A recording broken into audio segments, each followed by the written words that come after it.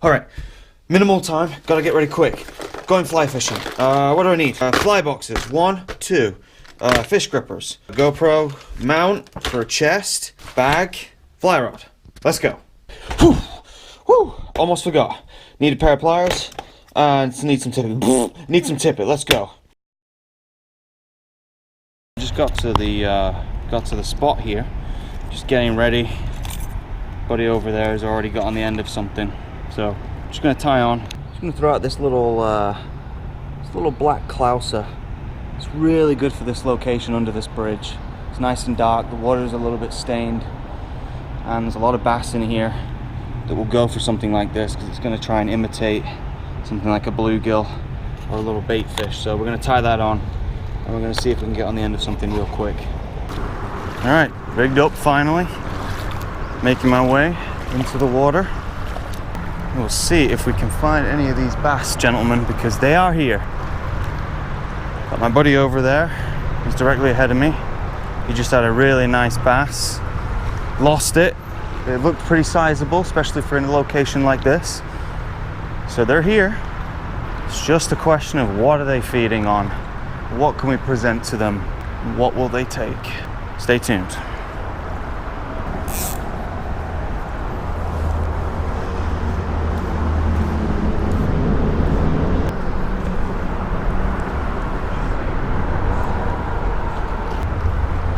Buddy here might be right. He's going up on those rocks, which I might have to do myself.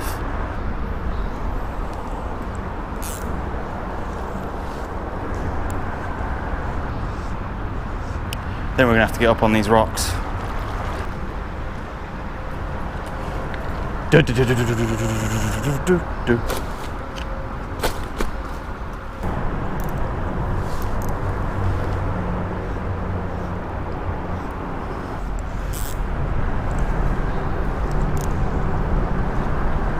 Spot is not that great. I should say where I'm stood is not that great. Got hard cover right directly behind me. I'm actually going to change tactics here. The precarious footing up on that rock ledge, and the fact that I'm hitting the structure directly behind me of the bridge is it's just not good. So I'm gonna move. Just gonna wade. Got shorts on today. The water is beautifully warm. This run is fairly clean, so I don't really have to worry about, you know, turning into a different gender or sprouting a third appendage somewhere, or a second one, shall we say. So I can wade out in my shorts in relative comfort. It's a bit of an interesting spot, this, actually, because up until very recently I did not know that this was tidal.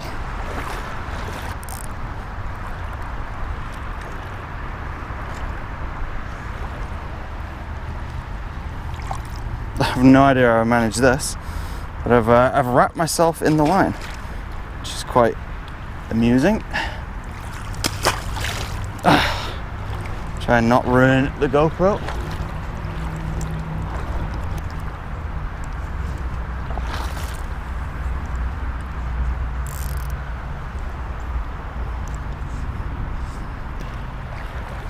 So my buddy over here is he's nailing the bluegill, which I would admit I'm a little bit jealous of, because, you know, it's better than nothing at all, but at the same time I don't really want to give up on these bass just yet. Big bass right over here, dude. Right over here.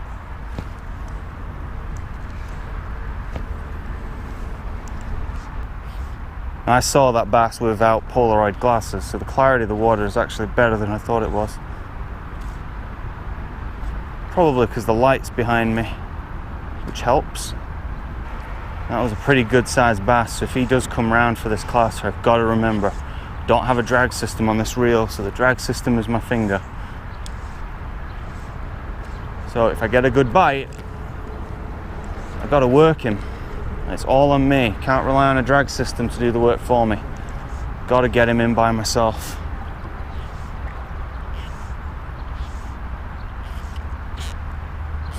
There we go. That's a better one.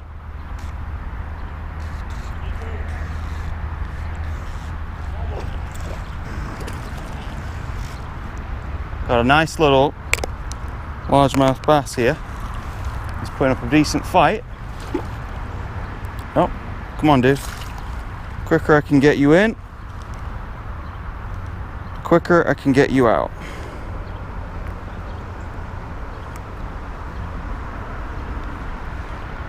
Perfect.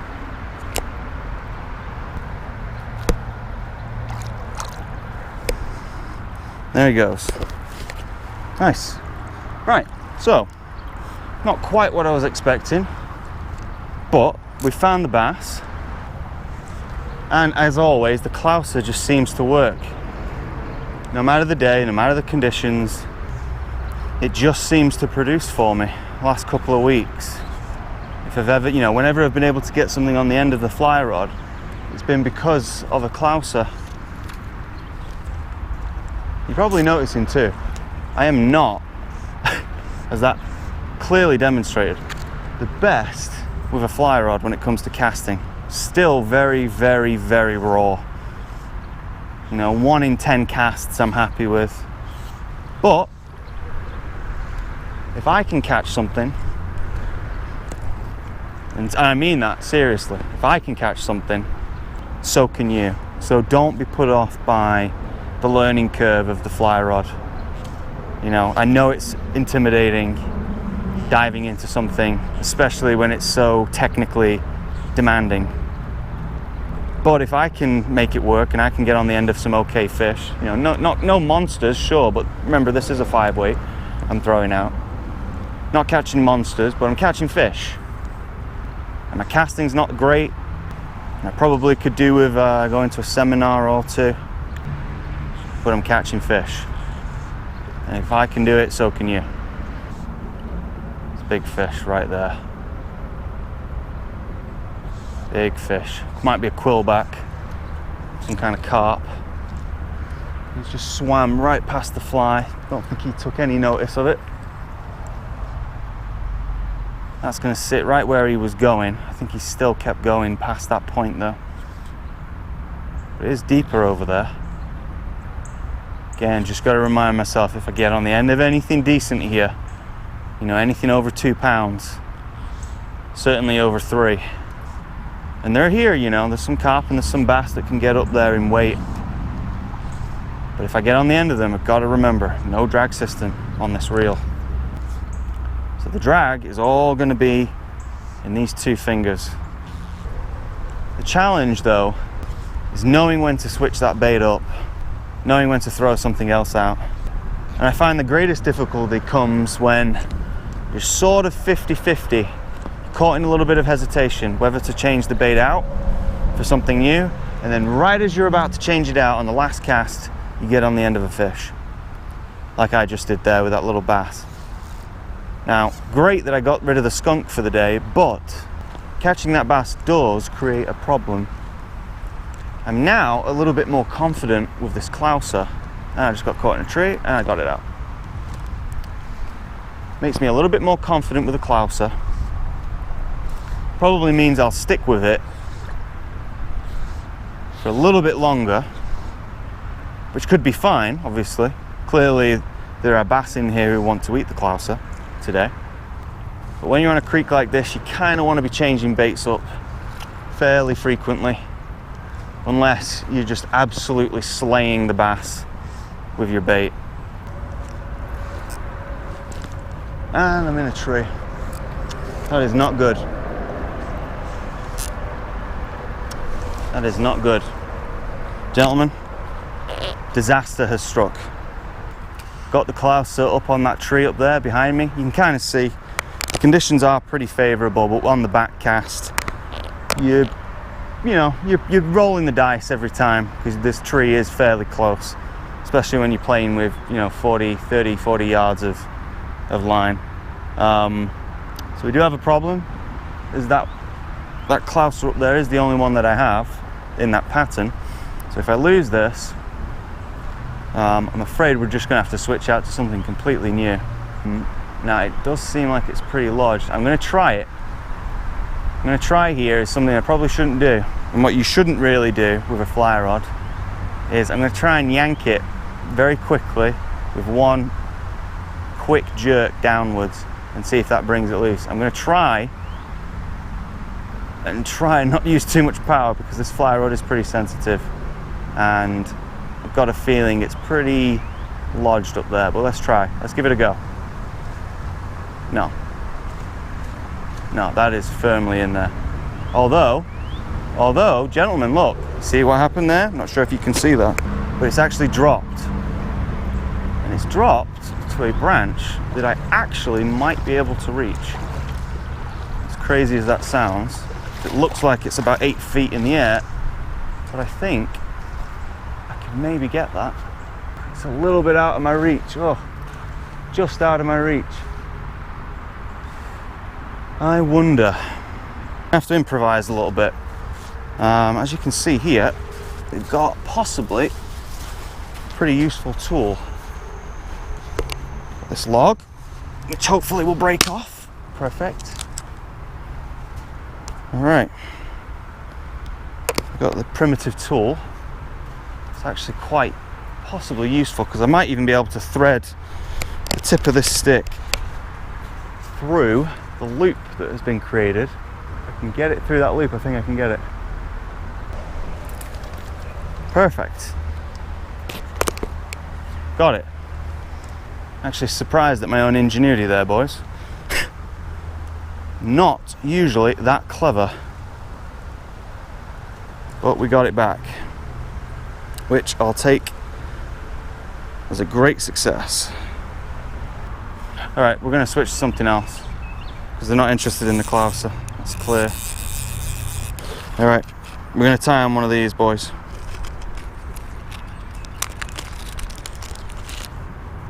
All right, step 2 is to tie on the fly clip.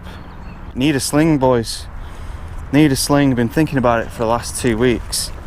That this backpack is just not gonna cut it, and it's not gonna cut it exactly where I thought it wouldn't, which is in a place like this. Because if you look, I can't go on the bank and put my backpack down, so I have to like hold the backpack with one hand, reach inside of it with the other, grab what I want, put away what I need to put away, and it's just very awkward. Now a lot of you are saying, well, why don't you just put the backpack on your chest?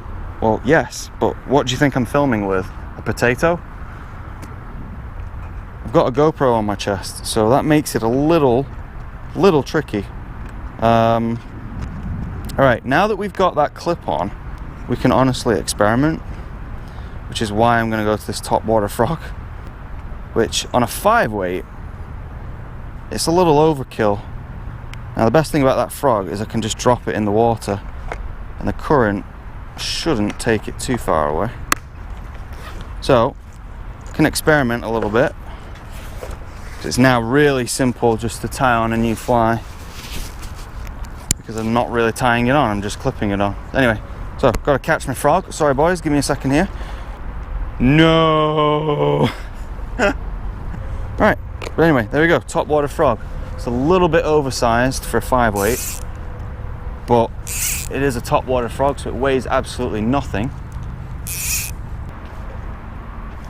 Now the trick with the frog is make sure that rod tip doesn't just touch the water, but is actually submerged under the water. Because watch what happens when I just put it on top of the water, right?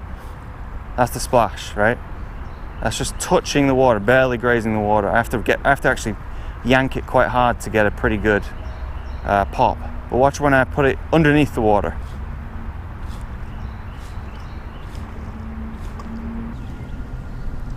I just caught the one.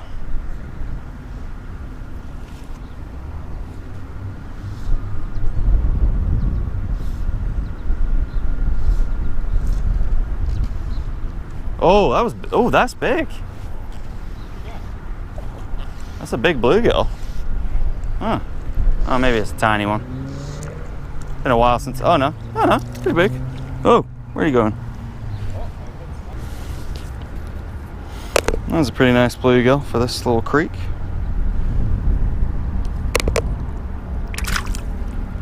And that is why I put on a nymph, because I wanted to catch something.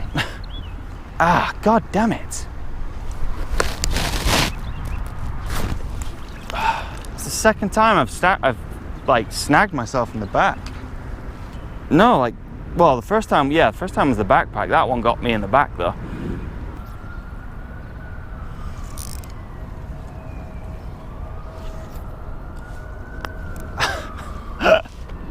Just hit myself on the head. Dude.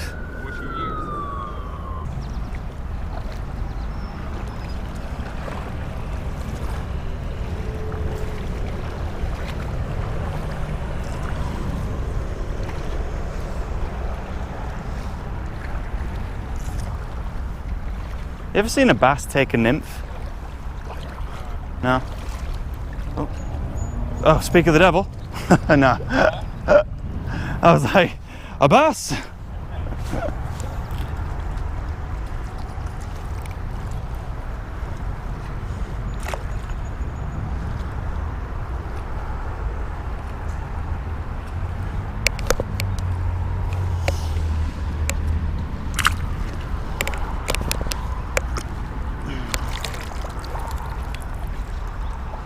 Dude, is that a joke? I literally put my rod down, let go of the rod in the water, and this guy comes up.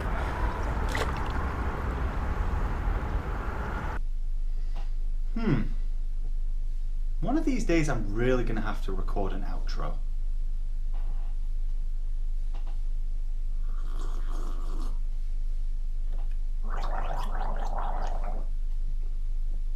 Ha ha ha!